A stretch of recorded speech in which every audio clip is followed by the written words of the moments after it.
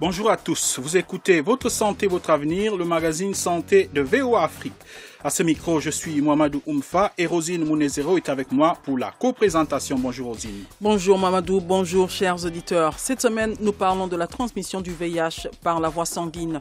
En effet, le contact avec le sang d'une personne contaminée représente un risque pour les personnes séronégatives. Pour qu'il y ait en fait contamination, il faudrait qu'il y ait un contact franc entre du sang infecté et du sang sain. Donc il faudrait que vous aussi vous ayez une effraction au niveau de votre barrière cutanée. Parmi les personnes les plus exposées à cette méthode de transmission du VIH, il y a les usagers de drogues injectables. Ils utilisent des seringues et ils se font passer de seringues. Les ONG qui assurent leur prise en charge, telles que le PSSP, fait cette promotion-là de seringues autobloquants, des produits de désinfection. Et parmi les milieux à risque se trouvent les salons de coiffure. Nous en parlons avec le responsable d'un salon en RDC. On a les boîtes de désinfectants, de nos matériels. Et quand on utilise une lame, on l'utilise une seule fois. On n'utilise jamais pour des personnes. Tout ce qu'il faut savoir sur la transmission du VIH par la voie sanguine, c'est dans la suite de ce programme. Mais pour commencer, voici l'actualité. Coup d'œil sur l'actualité. L'actualité santé, c'est avec Firmin Koyaweda. Bonjour Firmin. Bonjour Mohamedou. Parlons d'abord de la lutte contre le sida avec cette annonce du président américain qui dit qu'il demandera au Congrès des fonds supplémentaires pour mettre un terme à l'épidémie d'ici à 2030. Le président américain l'a déclaré lors de son discours sur l'état de l'Union le 5 février dernier. Mon budget demandera aux démocrates et aux républicains de dégager les moyens nécessaires pour éliminer l'épidémie du VIH aux États-Unis d'ici 10 ans. Ensemble, nous vaincrons le sida en Amérique et au-delà, a-t-il dit. Loin d'être une surprise, cette annonce du président américain est un objectif global connu depuis au moins 2015, quand l'ONU-SIDA a adopté une stratégie pour mettre fin à l'épidémie de sida en tant que menace de santé publique d'ici à 2030. En outre, il faut préciser que depuis 2003, le gouvernement américain finance la lutte à travers le PEPFAR. Le PEPFAR qui est le programme du président américain de lutte contre le sida mis en place par George Bush en 2003. Ceci étant, Firmin, cette annonce est favorablement accueillie par de nombreux acteurs impliqués dans la lutte. Effectivement, Mohamedou, le fait que le président Trump en parle dans un message capital comme le discours sur l'état de l'Union montre que cette épidémie préoccupe toujours le gouvernement américain, alors même que certaines ONG craignaient des coupes budgétaires de la part des États-Unis, qui restent l'un des principaux bailleurs de fonds pour la lutte contre la maladie. Concrètement, Firmin, que signifie mettre un terme à l'épidémie du sida d'ici à 2030 aux États-Unis? Le secrétaire à la santé, Alex Azar, a bien indiqué que l'objectif est de réduire le nombre de contaminations par le VIH aux États-Unis. Actuellement, environ 38 000 personnes sont contaminées par an. L'objectif est de réduire ce nombre à 75% d'ici 5 ans et de 90% en 2030.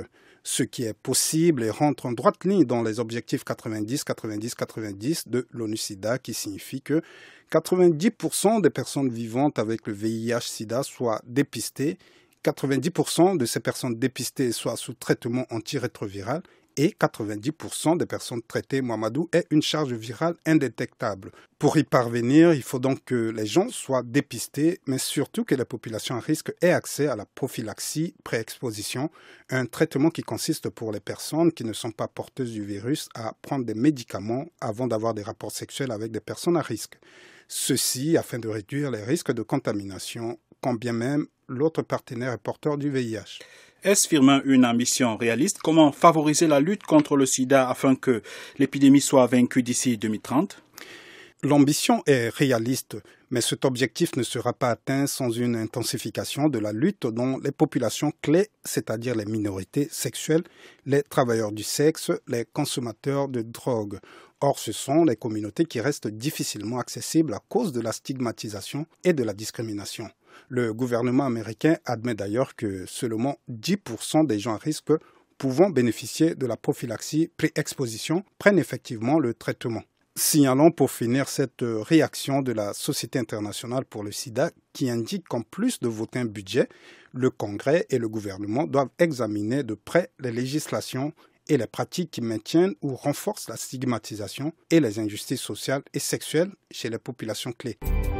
Vous suivez Votre santé, votre avenir sur VOA Afrique. Rendons-nous maintenant en Guinée où le décès d'un homme atteint de la fièvre de Lassa mobilise les acteurs du secteur de la santé. Que se passe-t-il exactement, Firmin? Ouamadou, le virus à l'origine de la fièvre de Lassa a été découvert sur un homme de 35 ans. Il est décédé le 29 janvier à Mamou, dans le centre du pays, selon le directeur de l'Agence nationale de la sécurité sanitaire, le docteur Sakoba Keita. Les autorités sanitaires guinéennes ont pris des mesures dès le 1er février en alertant la population, en convoquant une réunion de crise avec des responsables de l'administration territoriale et des départements de l'élevage et de l'environnement. Selon le docteur Keita, quelques 80 personnes sont suivies, mais aucune ne présente de symptômes de la fièvre de Lassa. Les autorités sanitaires sont d'autant plus inquiètes que c'est à Kissidougou, localité dans laquelle a été dépisté l'homme décédé, qu'est apparue la fièvre Ebola en 2013. Tout à fait, surtout que la fièvre de Lassa est une infection virale appartenant à la même famille de virus que celui de Marburg et d'Ebola. En outre, au Nigeria voisin, l'épidémie de Lassa fait des victimes depuis plus d'un an. En 2018, la fièvre de Lassa avait fait 171 morts dans 23 États du Nigeria. Une nouvelle flambée a fait au moins 16 morts depuis le début de l'année. Le docteur Sakoba Keita rassure cependant que les équipes déployées avaient déjà les équipements nécessaires pour investiguer et isoler tous les cas. Il assure aussi que les centres de traitement épidémiologique sont en train d'être réactivés. Il ajoute que son agence disposait de médicaments pour faire face à la maladie et des stocks complémentaires avaient été commandés. Merci Firmin.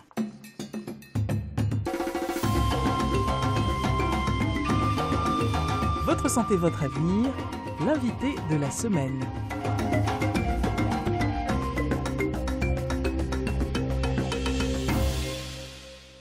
Comment contracte-t-on le VIH-Sida? À cette question, la plupart des gens répondent par les rapports sexuels, ce qui est exact. Cependant, il ne s'agit là que l'un des 3 modes de transmission du virus du sida. Les 2 autres étant la transmission mère-enfant et la transmission par la voie sanguine. C'est de ce dernier mode de transmission du virus que nous parlons dans cette édition. Pourquoi le sang humain est-il un milieu de prédilection pour le VIH? Comment se passe la transmission par la voie sanguine? Comment réduire le risque de ce genre de contamination?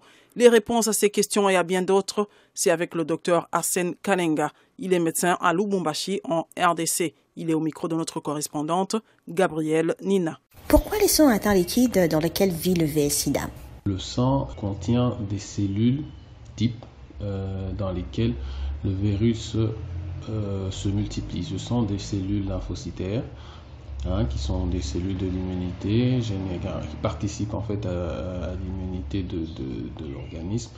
Et ces cellules expriment des récepteurs CD4 qui permettent au virus de se fixer et d'entrer dans ces cellules-là. Et cela parce que le VIH en lui-même est un intracellulaire obligatoire, donc il ne peut vivre dans le flux sanguin indéfiniment. Il faut absolument qu'il puisse être dans une cellule, et spécifiquement ce type de cellules-là, qui sont en grande quantité au niveau du sang circulant. Après combien de temps un sang qui se trouve hors du corps humain ne contient plus le virus et pourquoi? Alors, la vie du virus dans le sang qui n'est plus contenu dans le flux sanguin habituel, en fait la durée peut atteindre 72 heures. Donc 72 heures de temps pendant lequel le virus peut rester actif dans du sang qui est hors de l'organisme. C'est en fait la durée de vie, la moyenne de durée de vie normale d'une cellule lymphocytaire, comme on vous l'a dit, qui sont les cellules préférentielles dans lesquelles vivent le virus. Les moustiques piquent et transportent généralement du sang. Peuvent-ils transmettre les virus? Il faut déjà dès le départ bannir cette idée qui veut que le fait qu'un virus ait piqué quelqu'un et qu'il en pique une autre peut permettre la transmission du VIH à cette autre personne si la personne piquée en premier était infectée. Le moustique en fait ingère le sang de la personne piquée et ce sang passe dans le tractus digestif du moustique. Donc ce sang est digéré. Et quand la personne, ou du moins le moustique, va piquer une autre personne saine, ça n'est pas le sang ingéré qui est retransmis à d'autres personnes, mais plutôt la salive du moustique qui se retrouve ou qui est injectée à la nouvelle personne. Donc il n'y a aucun contact entre le sang ingéré d'une première personne et le sang de la nouvelle personne piqué. Donc le fait que ce sang soit passé dans le tube digestif et ce sang n'est plus réinjecté, si vous permettez, dans le temps de notre personne, fait que le moustique ne peut en aucun cas, n'est-ce pas, transmettre le virus par la piqûre d'un contact contaminé avant de piquer une autre personne qui ne l'est pas.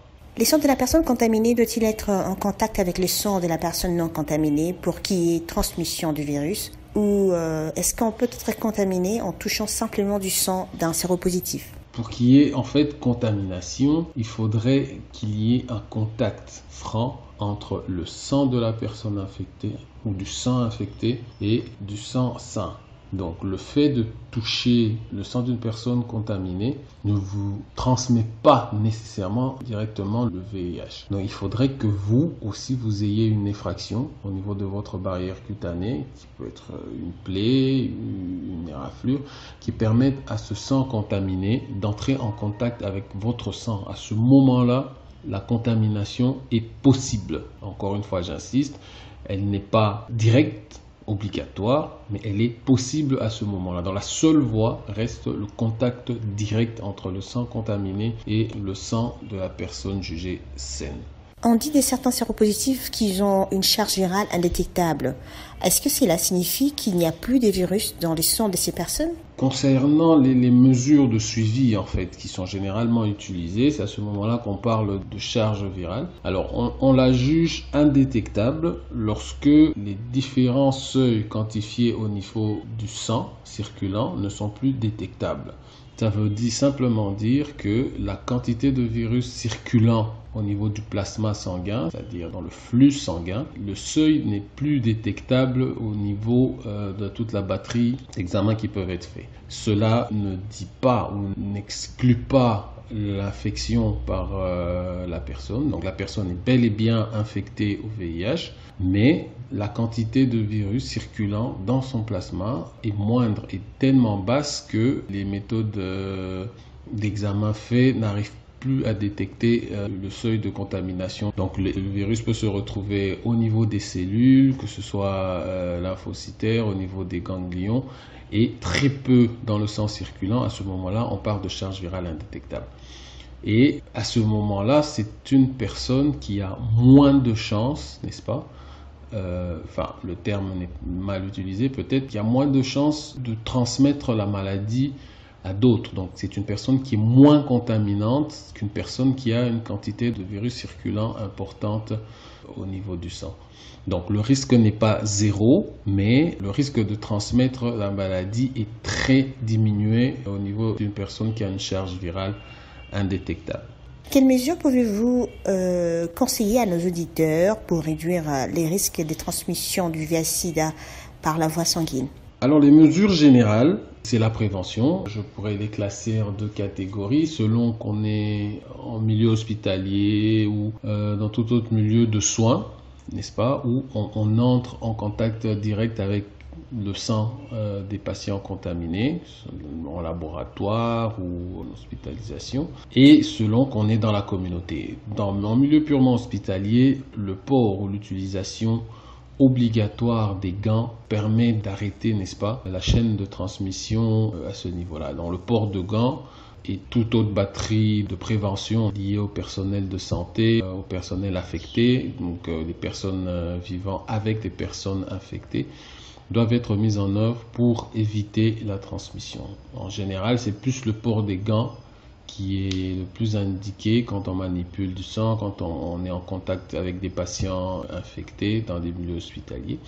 Dans la communauté, il faudrait être sûr déjà de ne pas entrer en contact avec du sang de patients, de malades infectés ou de toute autre personne, n'est-ce pas, dont on ne connaît pas le statut sérologique. Cela est valable que ce soit par rapport à nos sœurs, tout ce qui touche à la pédicure, manicure et certains de nos frères.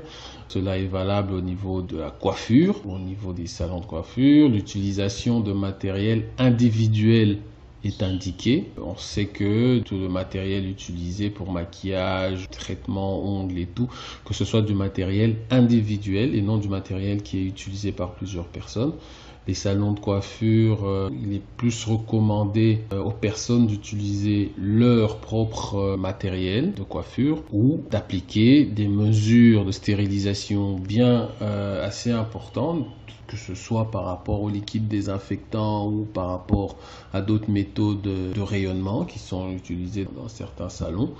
Donc ce sont autant d'éléments qu'il faudrait mettre en compte, surtout quand on ne connaît pas le statut sérologique des personnes avec lesquelles on entre en contact. Nous remercions le docteur Arsène Kalenga. Il est médecin généraliste à Lubumbashi, en République démocratique du Congo. Il était au micro de notre correspondante Gabrielle Nina. Quelqu'un l'a vécu. Voici son témoignage. L'un des milieux à risque, ce sont les salons de coiffure. Dans de nombreux salons, les tondeuses, lames de rasoir, ciseaux et autres objets sont utilisés sur plusieurs clients, avec des risques de blessures et donc de transmission du virus. Les coiffeurs en sont-ils conscients? Si oui, quelles dispositions prennent-ils pour réduire les risques? Élément de réponse avec John Matemouli, propriétaire d'un salon de coiffure à Beni, en RDC. John Matemouli, bonjour. Bonjour, monsieur le journaliste. Êtes-vous responsable de quel salon? Je suis responsable des salons Johnny Fiesta, localisé au quartier Mabakanga, en ville de Beni, est de la RDC. Quels instruments utilisez-vous pour coiffer vos clients de manière générale?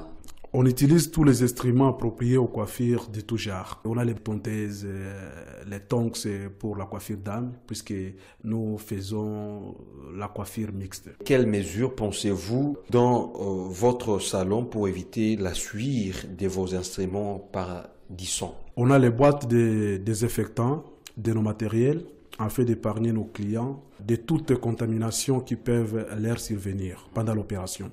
Quand on a effectué l'opération, on a coiffé par exemple un papa ou on a tressé une maman, à chaque opération, il y a les matériels désinfectants qui sont là disponibles. On essaie de nettoyer sérieusement nos matériels et quand on utilise une lame, on l'utilise une seule fois. On ne peut pas utiliser une seule lame pour deux personnes. Il y a les aiguilles par exemple pour les mamans.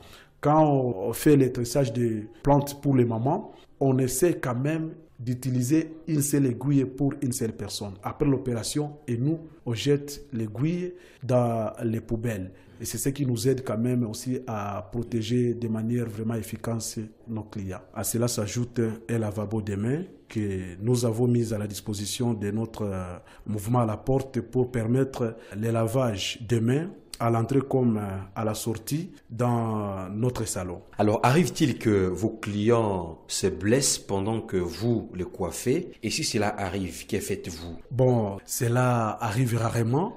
Nous faisons de tout notre mieux pour nous protéger d'abord, protéger aussi nos clients pour que, à simple, nous puissions épargner tel que je l'ai souligné bien avant. Mais de manière incidente, cela peut arriver. De toutes les façons, nous sommes déjà en coopération avec certains médecins.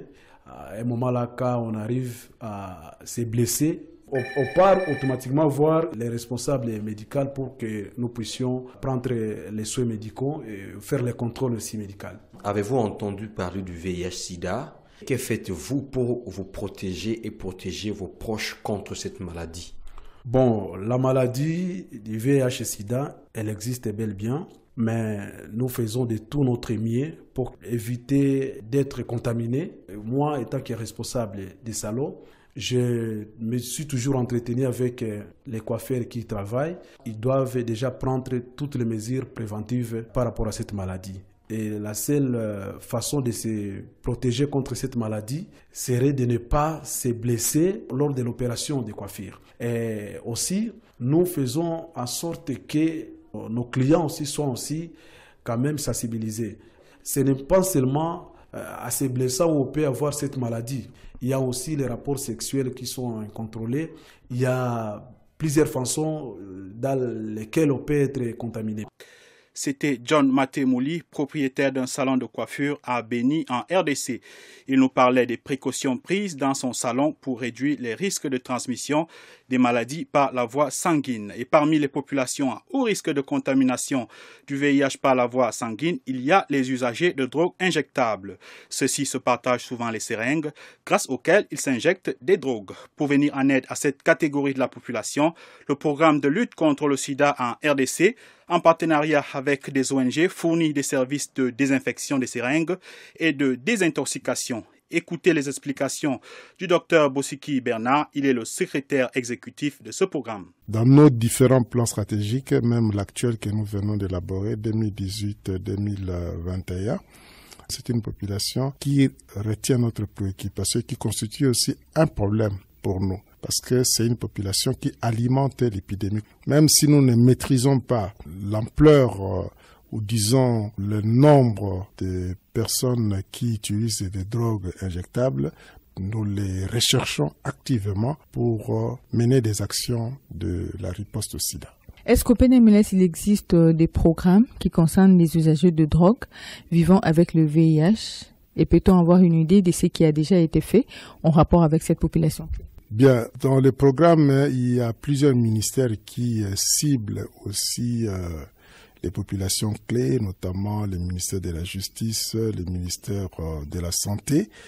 Mais pour les toucher plus particulièrement au niveau communautaire, nous utilisons des ONG, des organisations de la société civile qui travaillent avec nous, qui font partie aussi du PNMLS et qui ont comme cible les populations clés, notamment les utilisateurs de drogues injectables. Concrètement, si une personne vivant avec le VIH et consomme des drogues a besoin d'aide, où doit-il se rendre? Est-ce qu'il peut aussi attendre de l'aide du gouvernement? Celui qui consomme des drogues nous intéresse par le fait qu'ils utilisent des seringues et ils se font passer de seringues.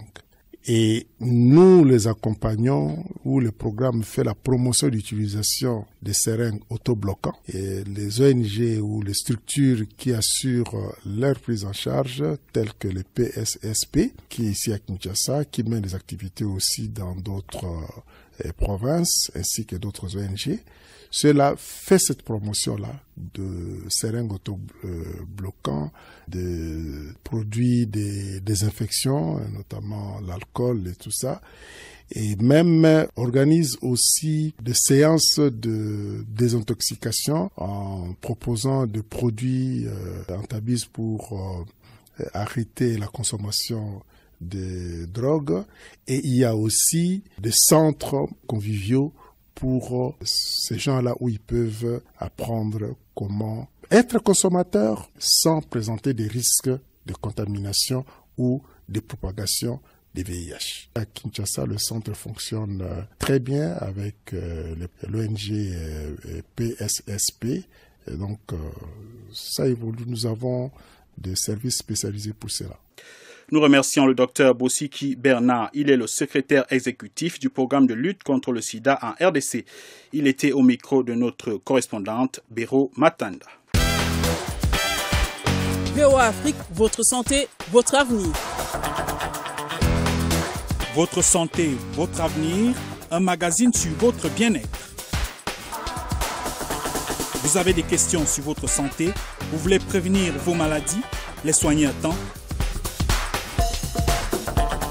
Quelle alimentation adopter pour une vie saine? Comment bénéficier des programmes initiés par vos gouvernements ou des ONG dans vos pays? Suivez votre santé, votre avenir sur VOA Afrique avec Rosine Mounezero et Mohamedou Oumfa, samedi à 8h30, temps universel. Votre santé, c'est votre avenir.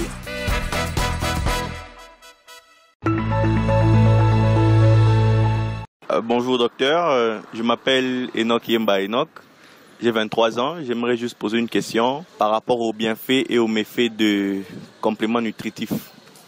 Les compléments nutritifs ou nutritionnels ne sont pas des médicaments et n'ont de ce fait aucune vertu thérapeutique.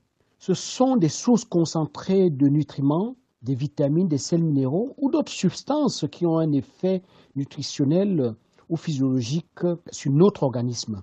Les compléments nutritionnels associant ainsi des vitamines, des sels minéraux des plantes, des protéines, des arômes et autres additifs alimentaires sont présentés sous forme de comprimés, de gélules, de sachets et sous forme également de pilules. Ces compléments nutritionnels ont essentiellement pour objectif de compenser une carence nutritionnelle ou un risque de carence chez des personnes susceptibles d'avoir un déficit nutritionnel, comme les personnes âgées ou des personnes exposées à un régime restrictif et déséquilibré. Toutefois, une alimentation variée, équilibrée, suffit largement à apporter tous les nutriments nécessaires à notre santé. Il faut dire aussi que la prise de compléments nutritionnels comporte des risques pour la santé, et notamment un risque allergique à l'un de ces constituants, un risque d'effet indésirable, un risque de surdosage, notamment en sels minéraux, car comprenant des sels minéraux, il peut avoir un surdosage en sels minéraux contenu dans ce complément nutritionnel-là et déjà présent dans notre alimentation au quotidien. Il y a aussi le risque d'interaction médicamenteuse de ces compléments nutritionnels avec des médicaments que nous prenons déjà.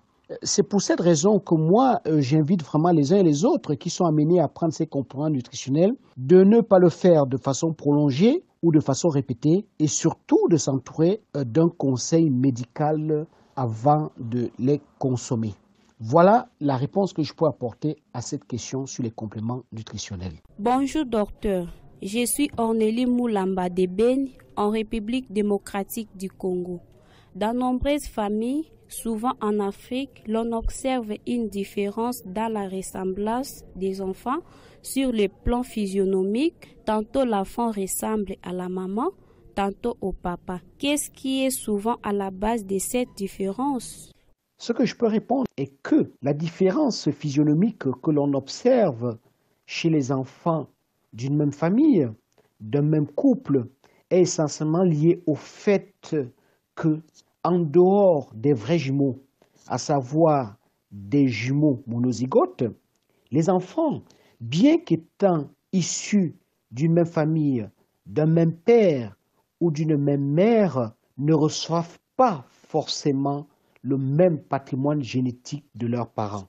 Ils auront, de ce fait, du moins ces enfants, auront une physionomie très souvent différente, à savoir une différence dans la couleur des yeux, une différence dans la forme du nez, dans la forme de la bouche, dans la texture des cheveux, bref, une différence dans la constitution de leur visage. Avec toutefois la persistance d'un trait familial que l'on peut bien observer. La transmission du patrimoine génétique à chaque enfant est un fait du hasard et s'inscrit dans une espèce de loterie familiale, une espèce de tirage au sort au sein de la famille. Ce n'est ni le fait du père, ce n'est ni le fait de la mère, ça repose essentiellement sur un fait de hasard.